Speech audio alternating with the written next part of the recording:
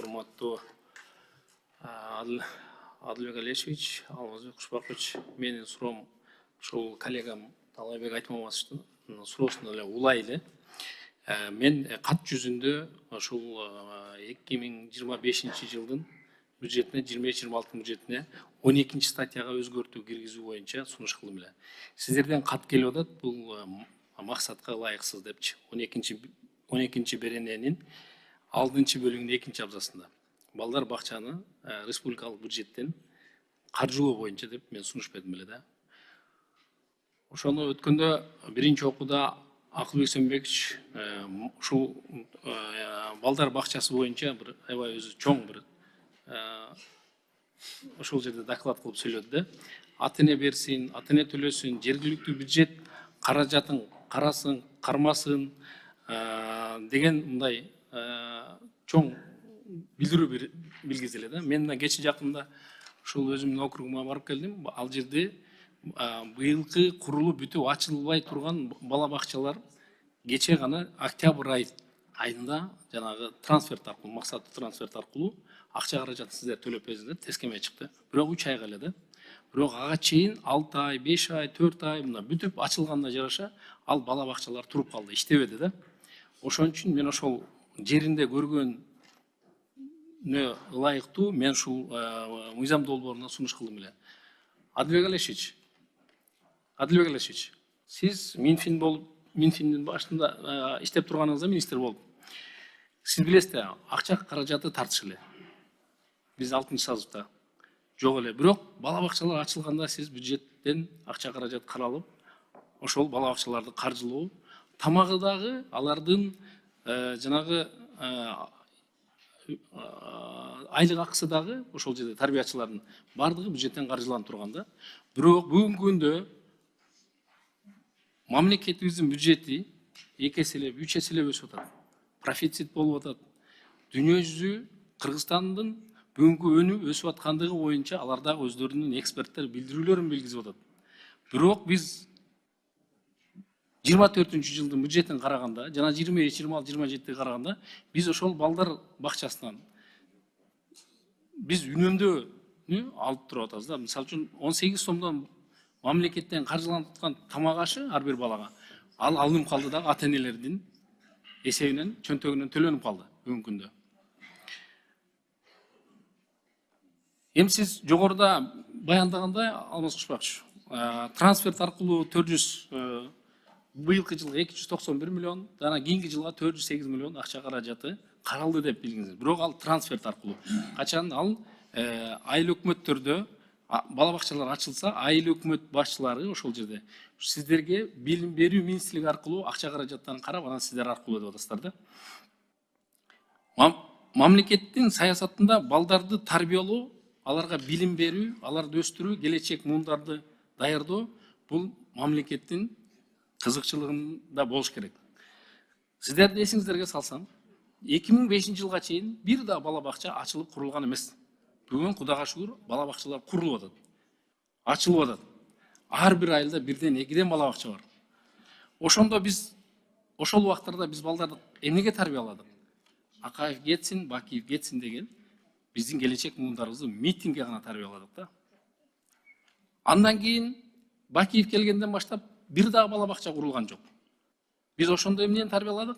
Мен положенец болом, мен вор болом, мен Россияга барып мигрант болом, бутума туруп келем деген келечек муундарды тарбияладык.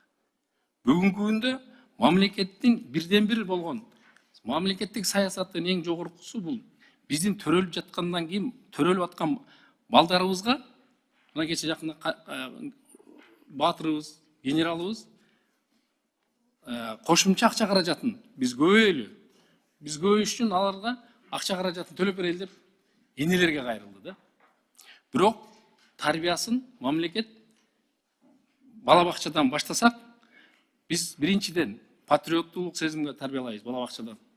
Биз жакшылыкка, келечек муундарды бир профессор болууга, академик болгонго ошол жерден үйрөтөбүз. Мамлекетти сүйгөнгө, мамлекетибизге кызмат кылууга тарбиялайбыз да. Анан бүгүнкү күндө сиздер тамак ашты алып койдуңуздар, көп ата энелер балдарын бербей калыптыр. Эмне үчүн? Эмне үчүн дегенде Биз бай жана кедей деп бөлүп коюп атабыз азыр бүгүнкү күндө. Эмне үчүн?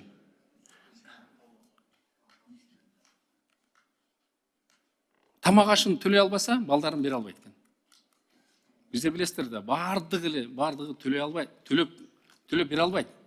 Мен барып, көрүп, мен эл менен сүйлөшүп келдим. Алмаз Кушпакович. Бул мен ойлойм, бул сиздин жеке чечимиңиз деп ойлобойм мен.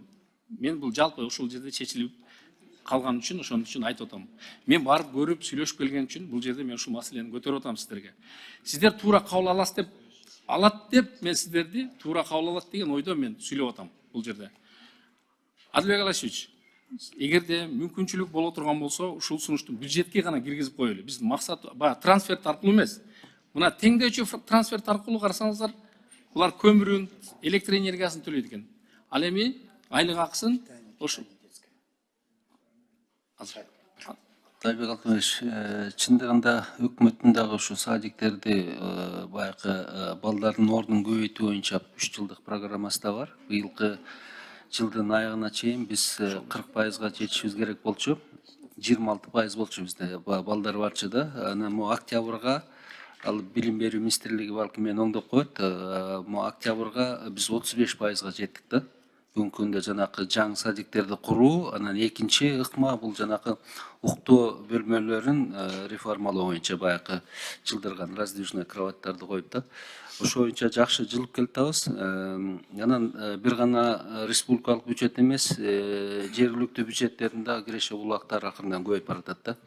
Анан бул боюнча саясатты эме палатада Акылбек Өксөнбекович айтып кетти да. Толугу менен айтып кетти. Мен ойлоп атам, эгерде айыл өкмөттөрүнүн кандай бир каржы булактары жетишпесе, биз мына трансферт аркылуу 300 миллион ба, быйыл 280 миллион, эмдиги жылга 300 миллион финанс министрлиги карап атат.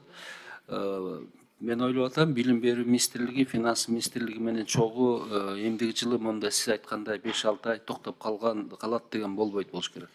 Эгерде жетпей атса, биз анда тез аранын ичинде таап туруп бөлүштүрүп беребиз. 18 сом боюнча дагы айтып коюңузчу анда, ушул тамак ашы ар бир балага 18 сомдон берилчү эле. Азыр берилбей калды. Берилбей калды. Азыр ушул боюнча эми биздин көз карашыбызды биз айтып бербедикпи? Биз куруп беребиз садиктерди канча. Адилбек Алишевич, анда сиздер мындай кылбайсыздарбы? Анда ошол курууну спонсорлорго бербейсиздерби? Ал эми алар телөө, кармоо, аларга баягы содержаниясын бардыгын сиздер мойнуңуздарга албайсыздарбы? Эгерде карасаңыздар, эми курулуп калган нерсени иштетүү өтө кыйын, билесиздер да. Иштетип кетүү өтө кыйын. А куруш оңой болот. Аны ушул жерде отурган бизнесмендердин бардыгы билет, жакшы билет. Минэконом аябай жакшы билет бул боюнча. Куруп коюшу бир өзүнчө бир ал Айбек Алтынбаевич, иштетип кеткен механизмин дагы биз, мен ойлойм, билим берүү министрлиги, финанс министрлиги менен биз мындай тездетүү кандайдыр ыкмаларын ойлоп чыгабыз да.